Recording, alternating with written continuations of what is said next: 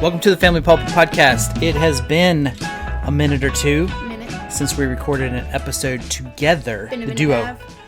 Been a minute, Mav. It's been a minute since we recorded an episode together. The dynamic duo. I've done a couple notes from the pulpit episodes to keep the show rolling, but we have yet to pull together on this fourth episode in our series, which I'm not really sure what to call this. In my podcast I did the other day, I said that I wanted to reframe things in terms of the family economy and how these four movements kind of destroyed the family economy, but I'm not sure of the exact title for that.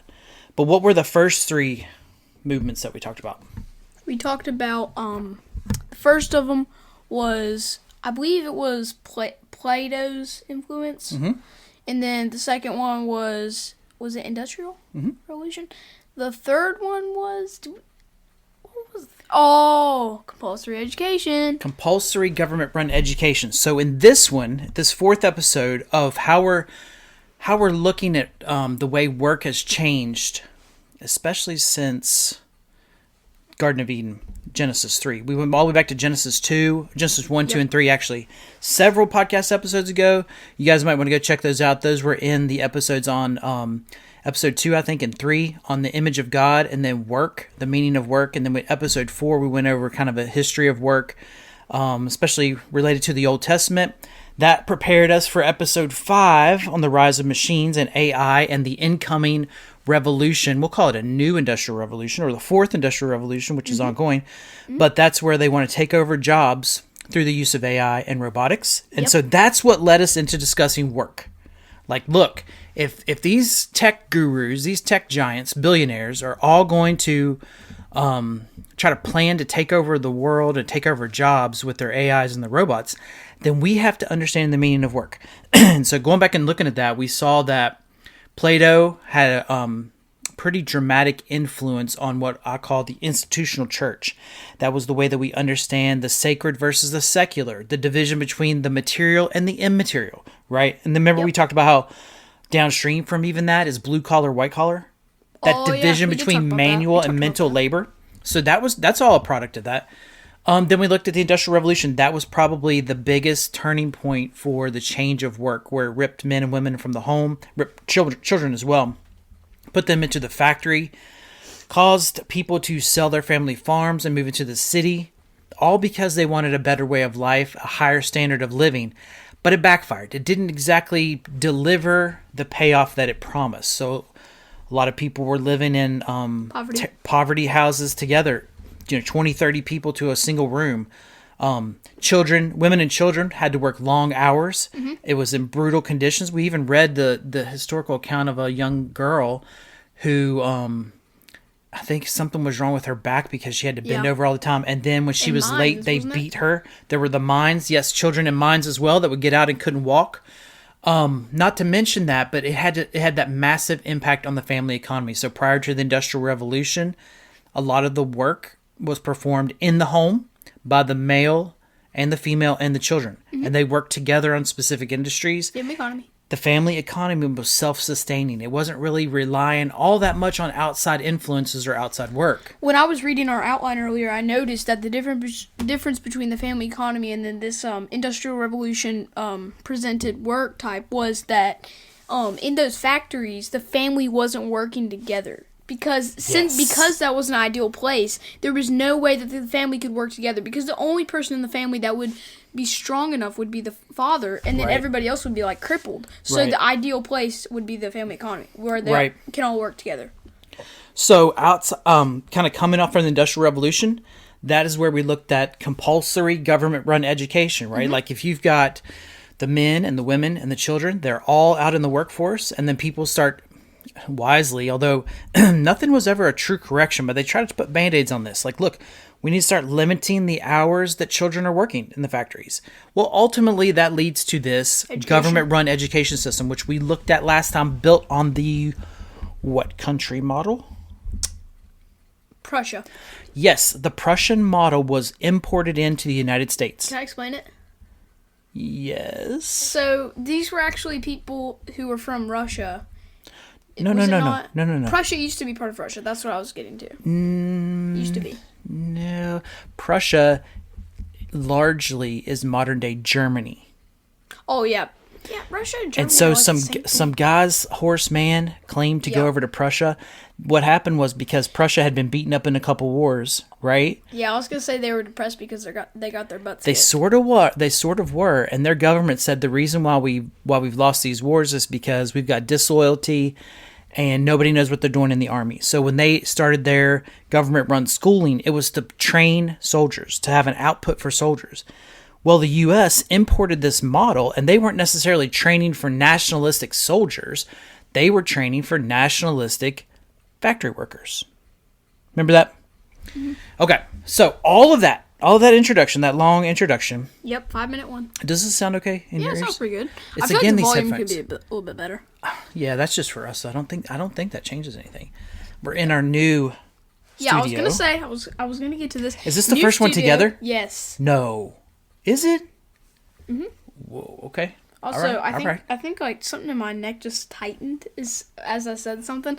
But this is my room and got a display of Lego items, got a printer. We can print stuff. Black ink needs to be broken in better. Okay. Got my wall of trophies. Okay. My picture. Well, we might upload that to YouTube. Why is Kylo Ren staring at us? I don't know, but that's kind of freaky. Yeah, we got Kylo Ren, a candle my grandmother wanted me to fix, a lamp, some wooden cars from my childhood. Yes. Still in my We have a childhood. poster of by the word of the Lord the heavens were made, and the stars by the word of his mouth. Psalm 33:6. I have my With all the belt, constellations. my belt rack, which has white, yellow, blue, green, purple, brown, with 2 tips, and my black belt is in use. As you know from our episode. We've given them. Yeah, we're painting the picture here. We're painting a picture around the room. Yeah, Going around the room, got bunk beds we behind got, us. Babe Ruth picture with a line Yep. that's to possibly Barry Allen. That's not. It's not Barry Allen. It's not Barry Allen. We got Polyface Micro Cup of Coffee here. Okay. Turtle from Myrtle Beach. Now let's get on with Let's it. get on with it. So listen, this podcast right here, because we have so many notes, we might have to break this up into a couple Three-parter. episodes. It may be 3 parts. Yeah. So for you guys Work, listening, we had 3. we did. We had like work part 1, work part 2, and then like a recap of everything. I think, yeah, you're right. Which We did have the included both recap show. parts. You're right. I'm that 5th episode was a recap, and then we did Rods and Machines. Yeah, I think we did. Listen, what happened in feminism when I was studying through this, because I know we've been pushing this episode off for a while. Do you know what feminism is? Because I had what I thought I knew. I had no idea. I thought it was the transformation of the men of the society to become like feministic. Okay, yeah. That's what I thought it was, but it's completely irrelevant. People might think that is feminism. So we might say the unmasculine efforts of society on men.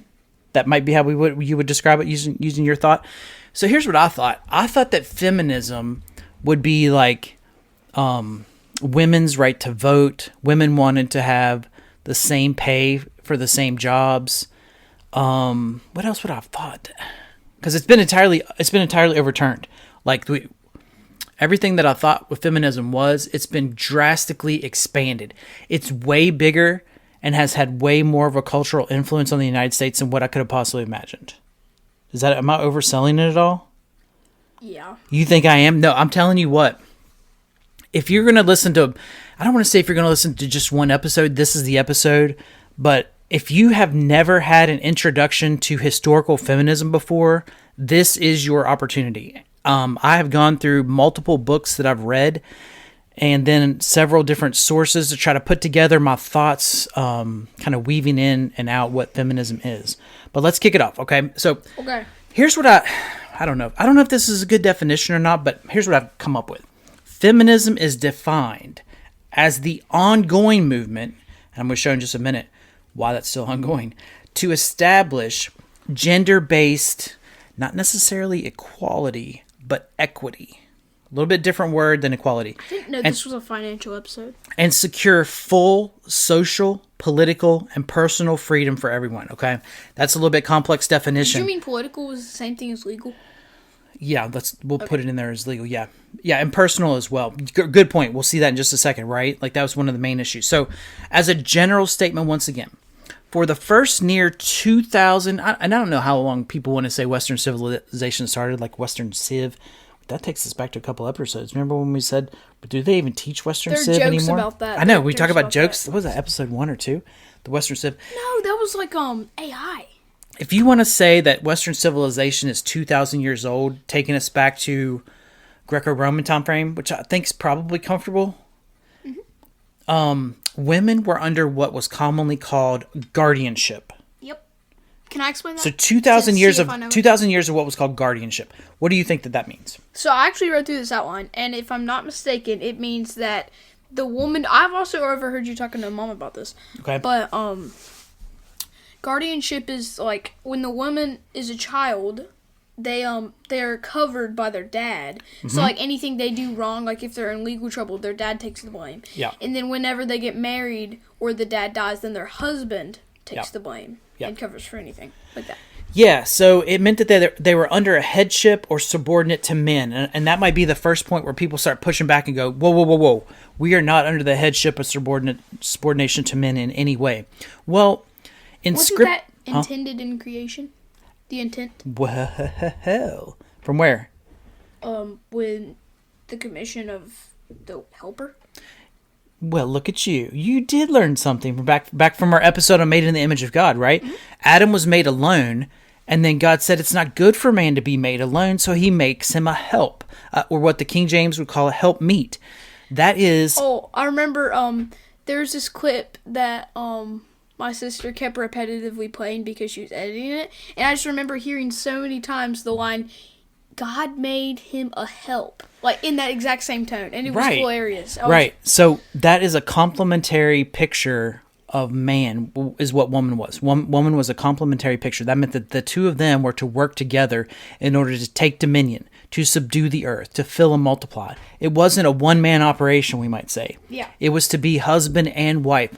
And together, along with their children that would come downstream, together they were to rule and reign. That was the original plan. Right? Yep. And so when you go over to 1 Corinthians as well, chapter 11, you'll see that man is called there the head of woman, and Christ is the head of man. Well, think of it this way. If you've got that old saying, like, we've got too many chefs in the kitchen, right? If you have so many people that think they're in charge, that's going to be disorder. There has to be somebody that's taking the lead role, and God has ordained that lead role was given to man. Yep. Now, there's going to be an exception here. We don't necessarily have to jump into it now, but I do want to make an exception here for when the man dies. When the father dies, I was asking about that. and there's you were thinking about it? That was one of my questions. Or when the husband dies. Okay, so that might be one of the corrections to this guardianship that would have need to be changed rather than just throwing the whole thing out. But typically they would be under guardianship. Typically they would be under the protection of their fathers until which time they were married, and then they were under protection of their husbands. So by protection, what we mean is this protection in courts, protection in debts, in the marketplace. Not to mention physical protection. Physical protection, but these were like... women wouldn't have been, this is maybe one drawback to this, is women wouldn't have been considered a legal person. But it wasn't trying to be a knock on them. It was trying to protect them so that someone wouldn't come along and take advantage of the women. The male was supposed to be, you're accusing my wife of something or my daughter of something. That would bring the wrath of the husband or the father.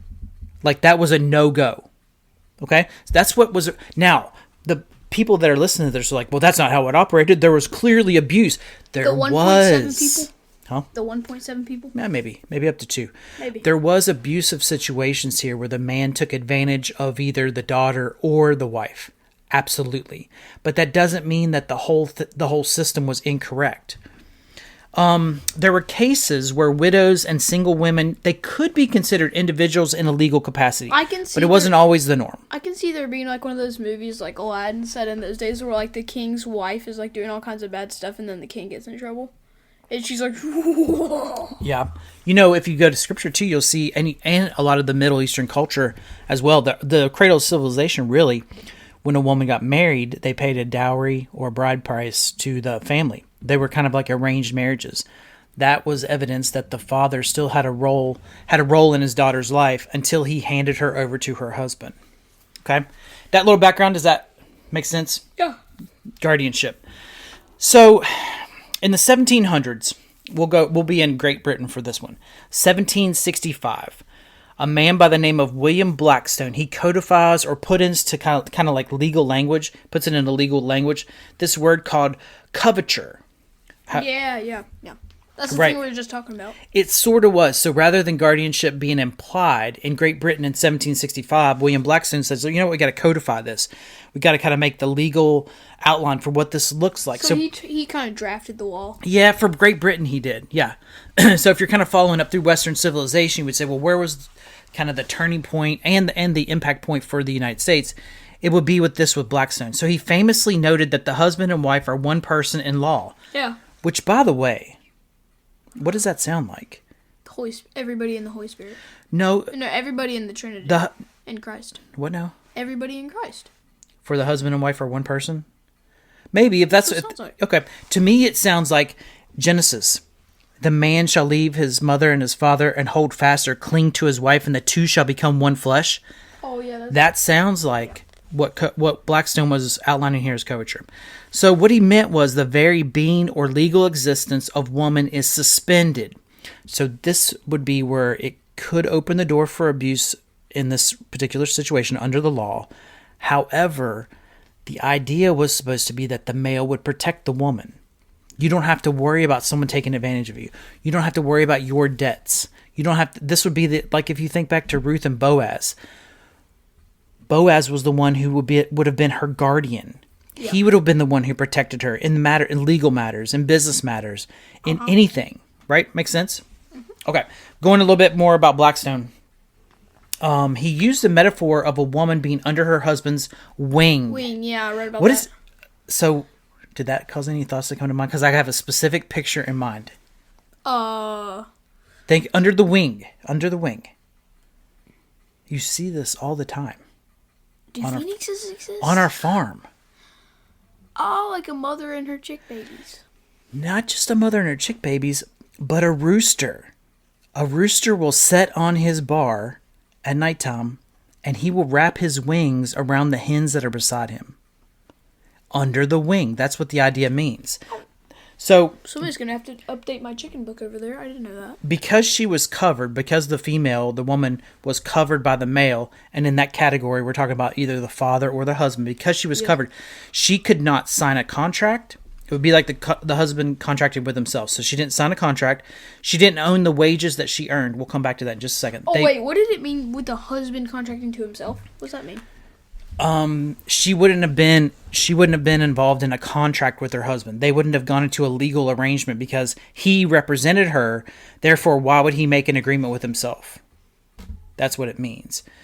But at the same time, she wouldn't have owned the wages that she earned. They belonged to the family unit represented by the husband. And she couldn't be sued for debts. The husband was liable to her. Now think about this for just a second, because this is one of the pieces. You don't like the sound of that? No, it's fine. It's fine. My voice kind of sounds distant, though. This is one of the parts where feminism would push back. Mm-hmm. And it said that they don't belong to her. They belong to the family unit. Think about that for just a second. And consider the alternative. The woman can go out and work and earn money, and it's solely hers. It doesn't belong to the family. She's not contributing it back to the family. Yeah. What does that cause her to be? Independent. Does it cause her to be independent, or does it cause her to be individualistic? She's now financially. If you're an individual, you're independent. Those aren't always interchangeable words. If she is individualistic, she has financially isolated herself from the family. If everybody's just going to go out and do anything that they want to do with the money that they have, how does that benefit the whole? This is going to be a key point for feminism down the road, is the individual. They want to isolate the individual from the family.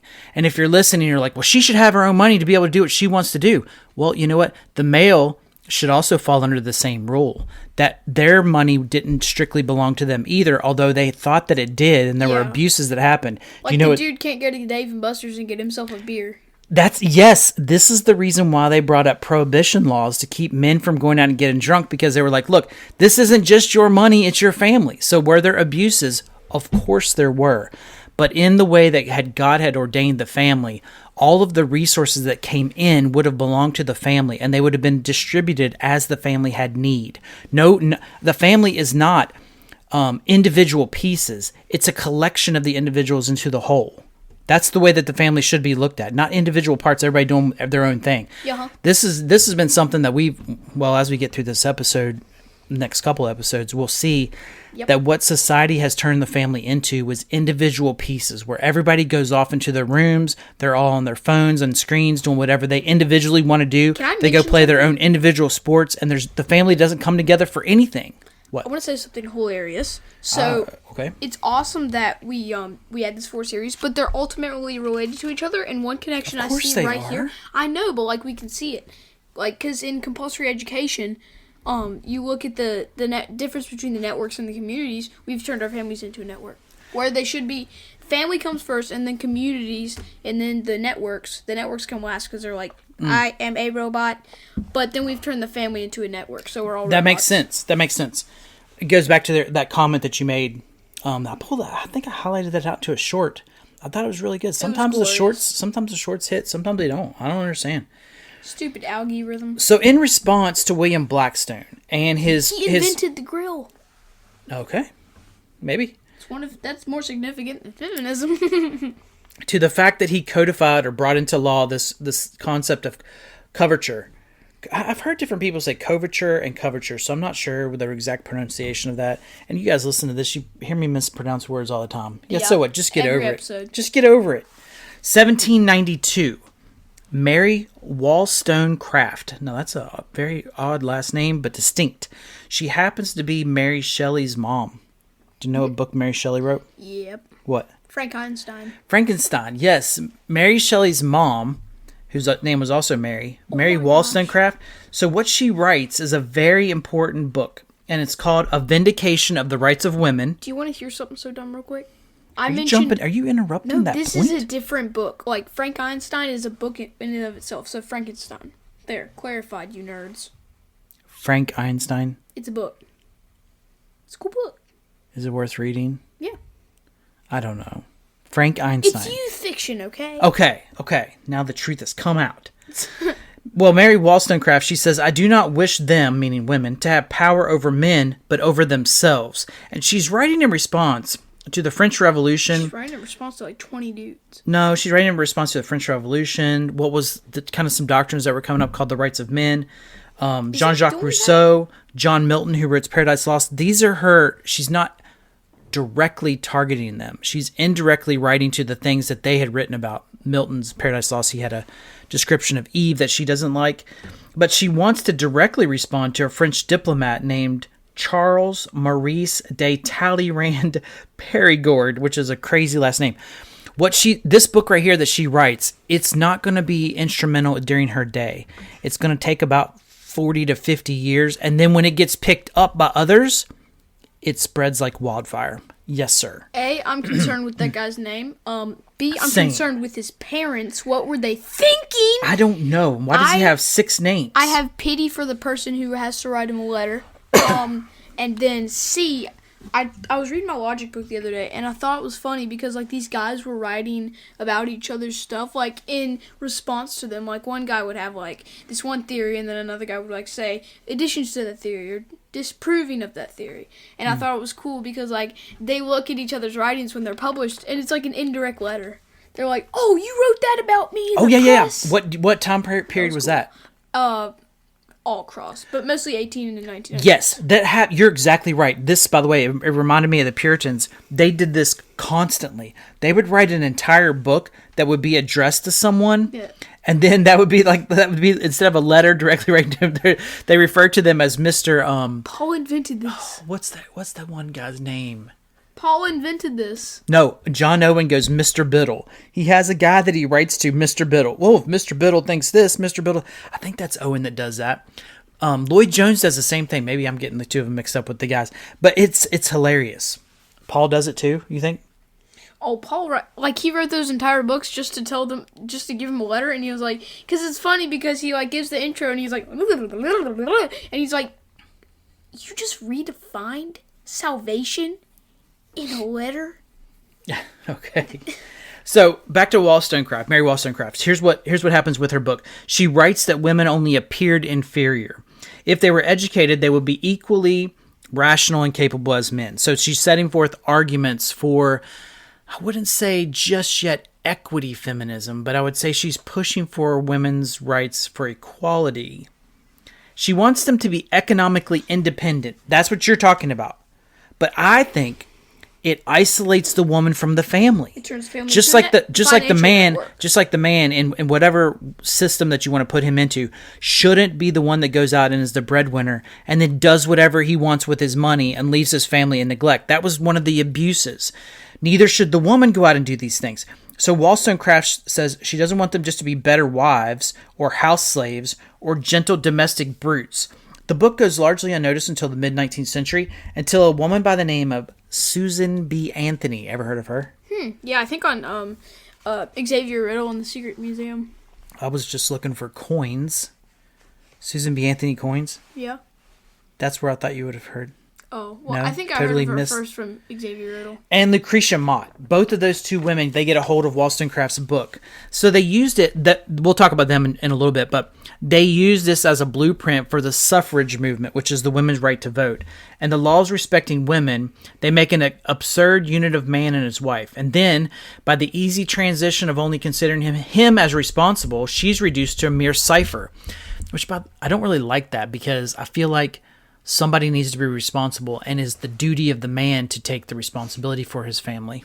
What? So to make a little quote on a point you made earlier, with the family and the network and that communities are like people working together, but they're also like socially being present. In networks, you're not socially present, you're just kind of working. So an example in a network would be like a computer firm. People aren't talking to each other, but they're mutually working. But if you can look at a something more of a community, would be like Mom's Garden program. Okay. They're socially talking to each other, like they're telling stories, they're having fun, they're laughing, They're a and community. then they sell each other Yeah. things, but then they're also doing business at the same time. Okay. Yeah. I like and then that. the family is ultimate power. Okay. Families come first. Let's take our feminism discussion up to the Industrial Revolution, and once we walk through the Industrial Revolution, that'll be where we pause this first episode, okay? Because there's going to be some major points that take place after this. So this is going to tie all of our themes together. You said, yeah, these four things seem like they're related. Yes, because what happens with the Industrial Revolution and the woman going into the workplace, some women start to say, hey, look, how come we're not being paid as much? How come this and how come that? And it creates a division, not just in society, but among women. Because some women are like, look, you shouldn't even be in the workplace. We should be back into the home. And other women are like, no, these places are dangerous workplaces. Why are we here? But while others are still saying, hey, we should be being paid the exact same amount as men. Yeah, so before we get into the Industrial Revolution thing, I'd like to make two things, if I can remember the second one. But the first one was, if we were to assemble the things in terms of importance, the 4 points, they would be, Plato comes first because he made everything. I remember the second one now. Plato started this. He put the spark there, and then the Industrial Revolution ignited the tinder. Okay. And then what was caused by this, feminism and compulsory education were the ashes. I like it. Yeah, and then I also wanted to say that I think that was a good idea to say that the Industrial Revolution was the catalyst. Yeah, so it's the catalyst. The first Industrial Revolution, we're depending on where you want to date this, but we're probably going to be somewhere around Great Britain again, 1760s. In our episode, we went over this. These guys are big liberalists. No, liberalism isn't the same as it is today. We'll look at that next episode when we look at what's called the social gospel. Liberalism has actually had a massive change in the 1960s. So it's not the exact same one for one. In Great Britain, though, one of the things that kicked off the Industrial Revolution was the fencing. Remember that? We talked about how you had community property, and then someone would come along and they started fencing it off. Well, when that happened, and then the plow was invented, it led to this massive agricultural revolution. Yeah. Well, so you get first industrial revolution, 1760. The climate of industrialization. There's my mispronunciation. I don't know if my brain just thinks too fast or what, but it creates a fertile ground for feminism. It moves the focus from the home to the factory office. It fractures the family unit, the cottage industry. That would be like where you make stuff at home. That's twice. Did you first time was an accident? Was the second time on purpose? No. And then it destroys the family economy. Females, they start to have grievances over the amount of pay that they get and the hours that they're working. Still, during this time period with the Industrial Revolution, I think that the guardianship and coverture are still in place because they don't want women to work these dangerous jobs. They don't want women to work these long hours. They want them to take care of their families. It was a recognition, but then some women were like, no, it's not about the family. It's about the workplace. This leads to what's often called the first wave of feminism. First wave. Yep. So there's two definite waves. There's a third wave that could sometimes be combined with the fourth wave that we're in now. But the first wave of feminism, do you know what it's all about, that first wave? Wasn't it about the financial equity? The first wave ultimately becomes about the women's right to vote. Oh, yes. That was one of the legal. Yeah, they focused on legal issues and inequalities. They're primarily concerned with women's right to vote, or what's called suffrage, and property rights. I'd like to mention here that I think my personal opinion on this is that, so I was just thinking about this. I just had a thought of why I just proved myself wrong. But I was about to say that I think that women should be able to vote, but then I just realized that if the man is to cover for the woman, then what will happen is the man, they kind of agree with each other on this one thing, okay, and then they vote. Okay. Yeah, I that makes sense to me. You're saying that together as a family, they should discuss and agree and then have a family vote. Yeah. That family vote should be cast. If the kids know what they're talking about, then they should be able to contribute. So the dad would be the representative and would say, look, this is how my family wants to vote on this situation. Yeah, the dad has to agree with everybody else. Because the dad is the headship, then the dad is kind of the ultimate role for the vote. So that's how it was. The problem, though, are, again, abuses. So what might happen, you might have a bad dad or a bad father who's like, I don't care what my family says, I'm going to go vote. Or you might have a situation, like I said, where he's not contributing his money to the family and he's doing what he wants to with it. We'll talk about this in another episode, but that's one of those biblical reasons for divorce. Abuse? If maybe. Not just physical abuse, but maybe. But like legal abuse. We can dive into that in another episode, like you said, yeah. So I'm just introducing what we're doing. We're just introducing this first wave of feminism. It starts in the late 19th century. It jumps into the early 20th centuries. We'll go through some of the key some of the key things that happen, and the proponents. But just big picture here. We're just big picture. Yeah. This is kind of like you could call this an intro of basic feminism. Yeah. Theodore Roosevelt's presidency. Oh, Teddy Roosevelt. You know him? Mm-hmm. Yeah, Teddy Roosevelt. 1900. Xavier Riddle. I think I watched one of those. 1900 to 1909. So the reason why I'm mentioning him now, yes, there's 50 years that happened before him, and which we'll talk about. But I'm just doing big picture. I'm just doing big picture, huh? We've all seen him in Night at the Museum as Don't Robin pull it too far Williams. R.I.P. Yes. So moving out of the late 1900s with the women's suffrage movement, you didn't get the amendment to vote until like 1920. So all I'm doing is framing the big picture where his presidency, he self-describes himself as a social feminist. So he goes back and forth on issues because on the one hand, he's pro-family, 1,000%. Teddy Roosevelt is pro-family. His policies that he starts to set up, he starts to incentivize family building because what happened was you had low birth rates, you had the population was declining because the death rate was outnumbering the birth rate. You had massive immigration. All of these things, by the way, are the same exact things happening now. And so what Roosevelt does via policy is he wants to incentivize people having babies and large families in order to build the country, not because he has some kind of ulterior motive or anything like that. He wants to stabilize the country through the family. Yeah. So if you want to look at this from a biblical perspective, then you can just look at the first one of the first commissions was to be fruitful and multiply. So exactly right. That may do you think that could have been in motives? In increasing the country, he was also increasing... Partly because here's the thing, because feminism has had such a stranglehold on the United States for the last 175 years, it has led to declining birth rate again.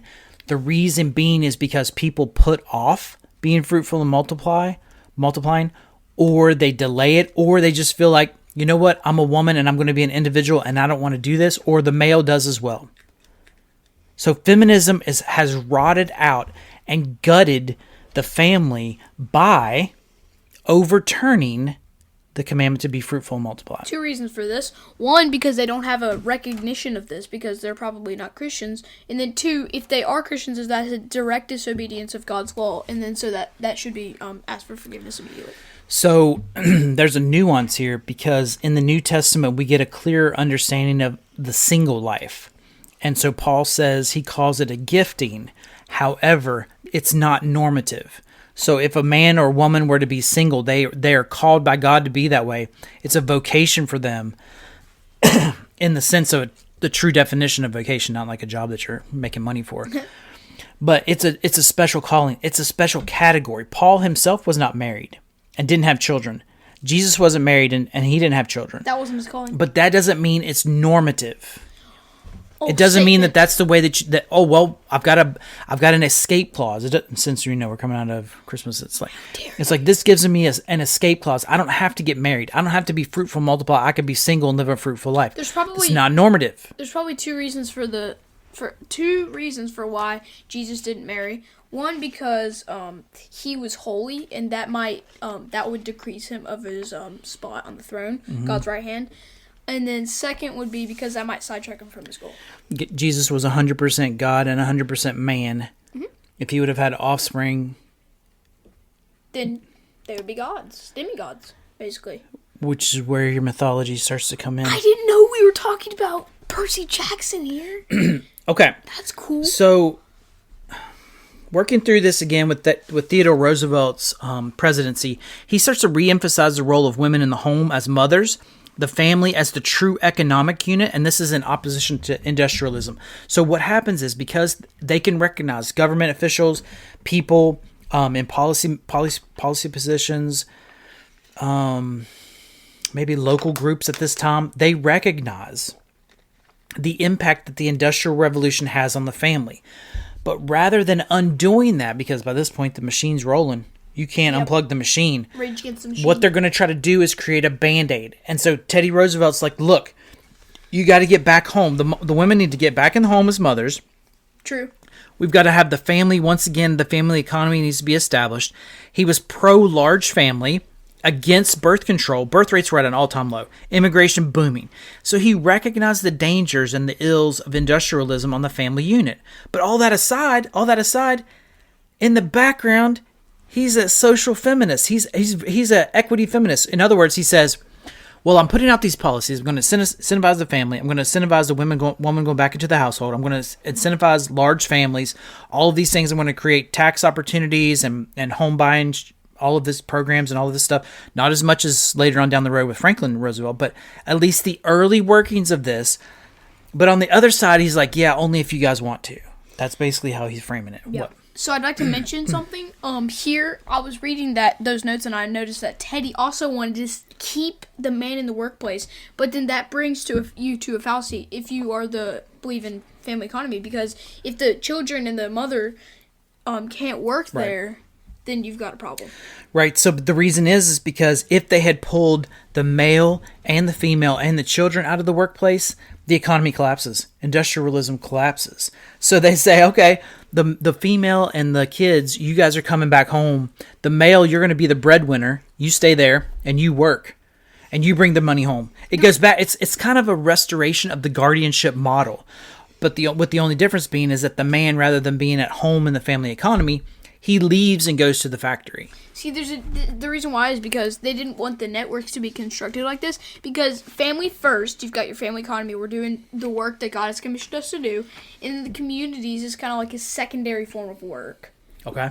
But it's kind of like the clan thing, you know, with the clans and then the clans interact. Okay. You know? Okay. It's kind of like that. And then with the network, that would be like your companies. Okay. And then, but if there's You like this network community thing, don't you? Mm-hmm. Yeah, you are on it. Yeah, if there's anybody who would like, because they're all at the workplace, and that would give them less time. The home workplace, and that would give them less time to go down to the tertiary network. Okay. At the companies, and then the secondary communities, which would be like your weekend or your free time. Okay. I'll have to think about some more about that. So, like a sports, that's a community, or at least it's supposed to be. That you're right. You're absolutely right. I understand what you're saying.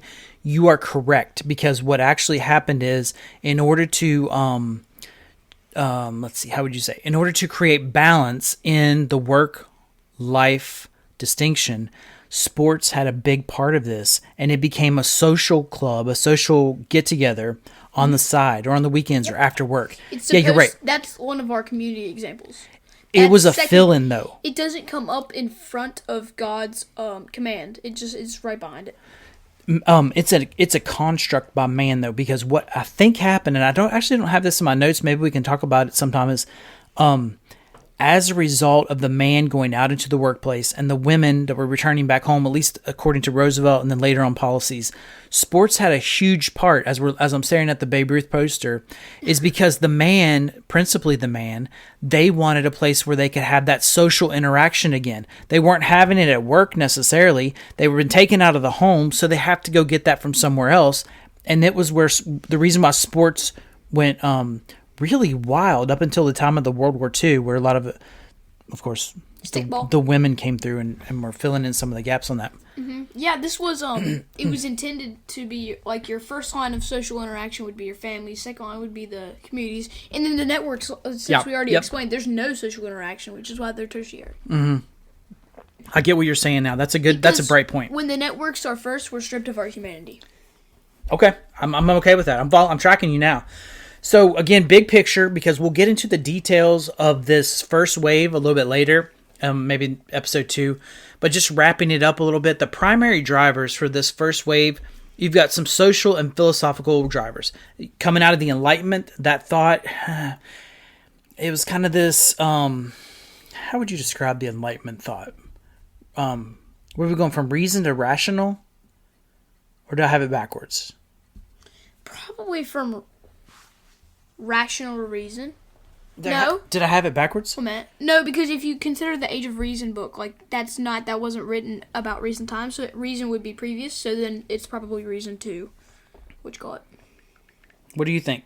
Were you going to land on something? Bro who made an AI podcast is using Gemini to figure this out. What? What are you talking about? You're using Gemini to figure this out. I'm just asking the question because I feel like I didn't write this down, and I actually didn't even think about it. It's reason to rational.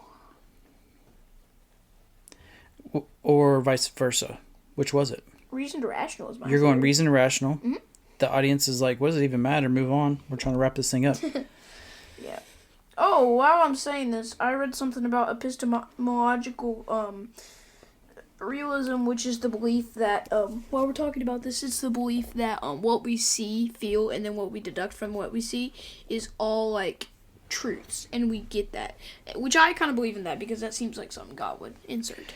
Okay, so for the Enlightenment, they argued that reason leads to rationality. Yeah. So probably a driver for feminism in this time period was that, hey, look, it's unreasonable for women to be in this situation. They had a lot of legal and economic drivers as well, lack of property rights. This is actually, you know what, as far as the guardian model goes, I'm not sure I would have thrown it out, but I would have handled property better. Because if the male dies, the property should have given to the woman. And you have a biblical example of that as the 4 sisters whose dad died came to Moses. Moses says, give them the land. I understand the pushback on this, though, too, is because if the woman inherits the land and she remarries to another man that's outside the family line, then that property is no longer in that family. It's actually a transference to someone else. So I understand, like, and these things are very complicated. You know, you just can't kind of shoot from the hip. Yeah. You have to plan for this and go, well, what would you do if the husband or father died? Then who does the land go to? And they would say, well, it can't go to the woman. Why? Well, if she has a man, like I just said, comes from the outside, then that property is now belongs to another family. Yeah. So they would pass it to the next male. which would be the son. But then if the son's like a 4-year-old when the male dies. Well, that's the how it works sometimes. The ideal situation would be the man trains the woman to be responsible in that context. I'm sure there's a way around this somehow where the woman could but then I'm sure have ownership of it, but then would be required to leave it to her son or children. Maybe we could just upload the guy's consciousness into a machine so that he can manage the property from there. Go watch our AI episode, guys. Thank you.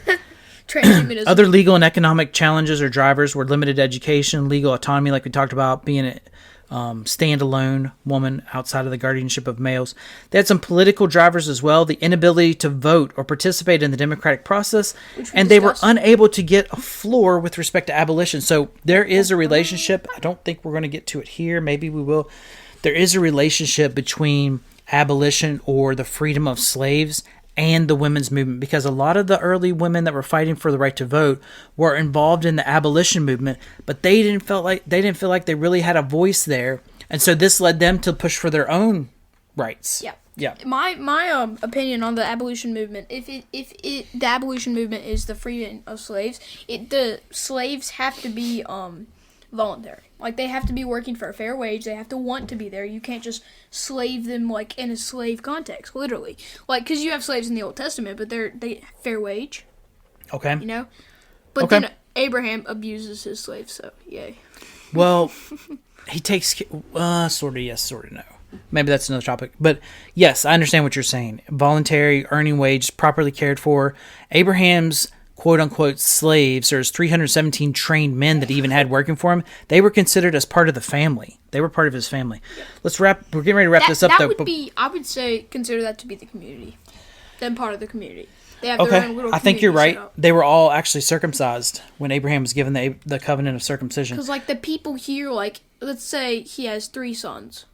Mo, Eeny, Meeny, and Miny. So, him, Sarai, and Eeny, Meeny, and Miny are the family. And then they're here in this inner circle, and then out here is their slaves. Okay. And they're kind of in this tent, which is the family tent, and then... That's actually what happened. And if you think about the covenant that he was given in terms of the covenant of promise, that was that way. Because it's Hagar, being his slave woman, and Ishmael, her son, they weren't considered within that covenant promise. It was Isaac. So you're exactly right in the way that you're framing that. Eeny, Meeny, Miny, and Isaac. Okay. If we're going to kind of wrap up the big picture for this, let's do so with a very pointed example. In 1848, you had the Seneca Falls Convention. Now, this is a convention to discuss the social, civil, and religious condition and rights of women. And some of the leaders there were Elizabeth Cady Stanton, and Lucretia Mott. And they wanted, they were trying to get in these documents the right to vote. And Lucretia Mott, she actually didn't want that. She voted to remove that, and a man by the name of Frederick Douglass argued for the inclusion. He argued for the inclusion of the right to vote in these documents. So, in that definitely Xavier Riddle on that one. I can't. At least you're not all over the place. That's related. Hey, remember that one time where, like, you kept saying things and I quote songs that were related? Let's not get there again. We're almost done. So, one final point for this lead-in for the late 19th century, early 20th century. Kind of skimming the top. Well, we are, but it's also... It's providing the framework. It's an in-depth intro. It's providing the framework and guardrails, because we got to talk about next time the family wage, the rights of the individual, the social gospel. All this stuff is massive. But parallel, and perhaps even more significant than rising feminism, were the women who were fighting for a return to what's called maternalism. Yes. That would be the woman who's taking care of her family and home, the Catholics were going for that, right? Yes, they did. But this group came to be known as the maternalists. And they began really shaping up under Teddy Roosevelt. And then at the time of World War I, and you had massive German immigration, the maternalists actually had presidential administration roles. They were working with Franklin Roosevelt and others to push for women's rights in the home. And so what ends up happening is there's this massive split among women. Some women are like, no, we don't want, we want to have our own individual rights. And the maternalists are like, if you do that, you're going to put yourself outside the family. You're going to basically put yourself on an island. And they were against that. So that's 19th and 20th century coming out of the Industrial Revolution. That is the catalyst for feminism. You got anything else? And we'll pick back up on this, and we'll kind of develop some more of the historical background for what happened during this time period. Yep. I'm trying to see if there's. This is where the social gospel kind of gets its birth, and I did not know that. All right. So, would you like me to do the outro? Yeah. Let me just see here. I'm trying to look through if there's anything else from this time period. If there is, we can fill it in next time. Okay. Thank you for watching the Family Pulpit podcast. You can go check us out on other streaming services where we have that. We have Notes from the Pulpit, more podcasts. You can go check those out. We have a new website with vlogs. My sister's writing, dad's writing, I'm writing. We got all kinds of stuff on there. Go check that out. FamilyPulpit.com. Thank you for watching. Drop a comment down there. Please, nice one, please. Not the string of lights guy. Goodbye. We'll catch you on the next one.